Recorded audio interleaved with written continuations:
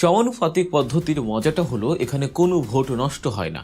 একটি দল সারা দেশে যত শতাংশ ভোট পাবে, উচ্চ কক্ষের 100টি আসনের মধ্যে ঠিক তত শতাংশ আসন তারা পাবে। আর এখানে জামায়াতের জন্য অপেক্ষা করছে এক বিশাল সারপ্রাইজ, যা বিএনপির জন্য হতে পারে বড় মাথা ব্যথার কারণ।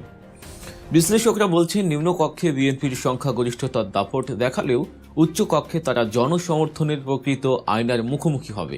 আর সেই আয়নায় বিএনপি ও জামায়াত প্রায় সমান সমান শক্তির অধিকারী। আসুন এবার খাতা কলমের অঙ্কটা মেলানো যাক। উচ্চ কক্ষের মোট আসন সংখ্যা 100টি। জামায়াত জোট ভোট পেয়েছে 43.9%। পিআর পদ্ধতির নিয়ম অনুযায়ী 100 আসনের মধ্যে তারা পাবে 44টি আসন। অন্যদিকে বিএনপি জোট ভোট পেয়েছে 46.6%, অর্থাৎ 100 আসনের মধ্যে তারা পাবে 47টি আসন। পার্থক্যটা খেয়াল করেছেন?